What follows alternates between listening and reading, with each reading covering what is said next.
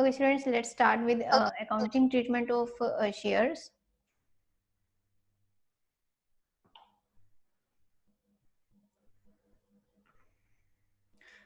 इसमें जो फर्स्ट है on application, the amount of money paid with the various installments represent the contribution to share capital and it should be credited to share capital. जो आपको first application money के लिए जो आप पे करते हैं वो क्या करेंगे, आप उसको क्रेडिट करते हैं शेयर कैपिटल के अकाउंट में और बैंक को डेबिट करेंगे because that amount need to get deposit in bank.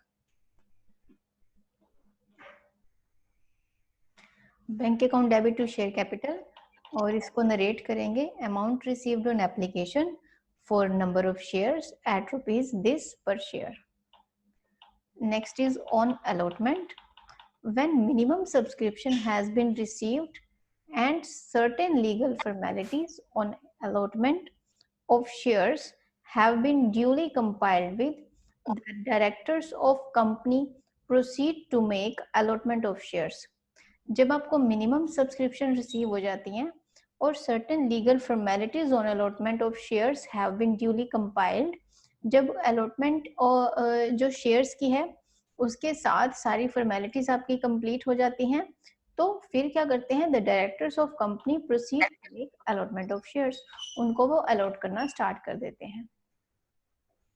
The allotment of shares implies a contract between the company and the applicants who now become allottees and assume the status of shareholders or members. ये allotment of shares क्या होता है, एक contract होता है उन applicants और company के बीच में हु नाउ बिकम अलॉटीज, जो अब क्या होते हैं, कंपनी के अलॉटीज बन चुके होते हैं और फिर they assume the status of shareholders of member. तो इसी तरह से वो अपने शेयर होल्डर्स या कंपनी के मेंबर भी काउंट किए जाते हैं. अब आते हैं the journal entries with regard to allotment of shares. इसकी एंट्रीज कैसे करनी है. First, for transfer the application money. Application money को ट्रांसफर करने के लिए आप क्या एंट्री पास करेंगे, share application to share capital. Narrate करेंगे application money on dash shares allotted और transfer to share capital. Then for money refunded on rejected application, जो रिजेक्टेड एप्लीकेशन है उसके ऊपर आपको जो मनी है वो रिफंड हो गया, share application to bank. That means application money returned on rejected application for dash number of shares. तो यहाँ पे जो एप्लीकेशन मनी है वो रिटर्न या रिजेक्ट हो जाएगी इन नंबर ऑफ शेयर्स पे, तो उसकी एंट्री आप ऐसे करेंगे. Next is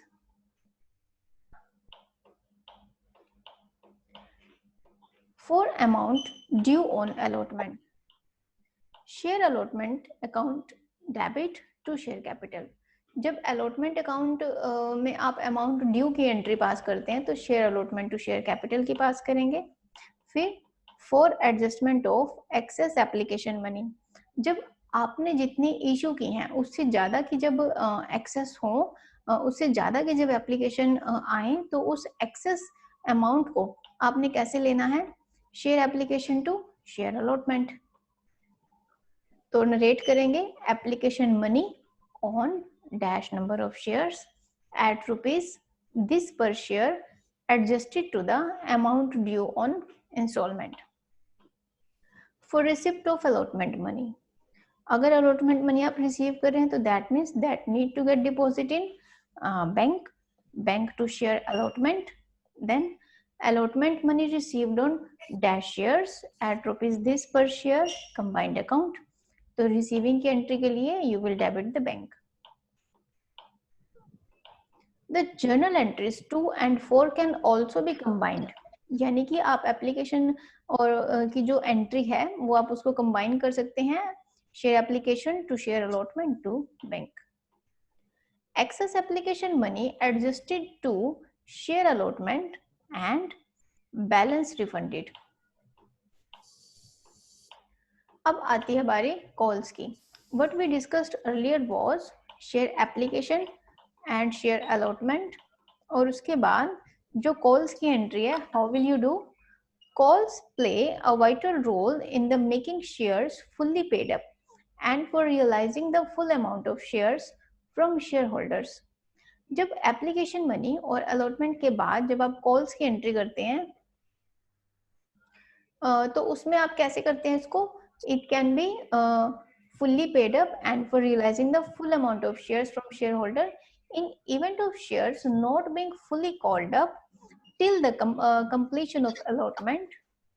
The directors have the authority to ask the remaining amount on shares as and when they decide about the same. It is also possible that the timing of payment of calls by the shareholder is determined at the time of share issue itself and given in the prospectus. And when a call is made and the amount of same is received, the journal entries are as follows. अब application allotment के बाद जो directors होते हैं company के, वो उनके पास authority होती है उस शेयर के रिमेनिंग अमाउंट को कलेक्ट करने की, दैट इज जिसको क्या बोलते हैं, कॉल्स. उस शेयर का पैसा बाद में कॉल्स के बेस पे आता है, फर्स्ट कॉल, सेकंड कॉल और फाइनल कॉल. उसके बाद ये कॉल्स की एंट्री करनी कैसे है? First, for call amount due, share call to share capital, rate करेंगे इसको, call money due on that shares are per shares.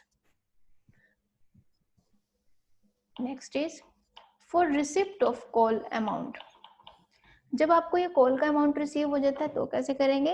अब देखिए इनमें क्या है, हर एक एलिमेंट की दो तरह से एंट्री होती है, एक ड्यू की एंट्री और एक रिसीव की, एक ड्यू की एक रिसीव की. ऐसे ही पेमेंट के केस में भी होता है, एक ड्यू की एक पेमेंट की और एक ड्यू की और एक पेमेंट की. अब इसमें कॉल अमाउंट जब आप रिसीव कर रहे होते हैं तो बैंक टू शेयर कॉल, तो इसमें क्या है, call money received. The words first, second or third must be added between the words share and call. In the share call account, depending upon the identity of the call made, in case of first call, it will be termed as share first call. In case of second call, it will be share second call and so on. तो इसमें क्या बताया गया है कि जो calls का पैसा है जब आप मंगवाते हैं, जैसे बैंक टू शेयर कॉल, इसके साथ आप एक वर्ड लिख सकते हैं, first call, second call, final call या फर्स्ट एंड फाइनल कॉल. इसके साथ as per the distribution of the shares in calls you can mention share first call and second call and so on. तो next class में हम इसके practical questions करेंगे shares के. और आज की क्लास में मैंने आपको एक असाइनमेंट दिया हुआ है that you need to solve, और वो आज शाम तक आपने मुझे सबमिट करवाना है. जीएसटी और टीडीएस के ऊपर है और कल तक आपको उसकी मार्किंग करके पता लग जाएगा उसमें, तो उसे आप सोल्व करके मुझे सबमिट करवाएंगे. Okay, thank you.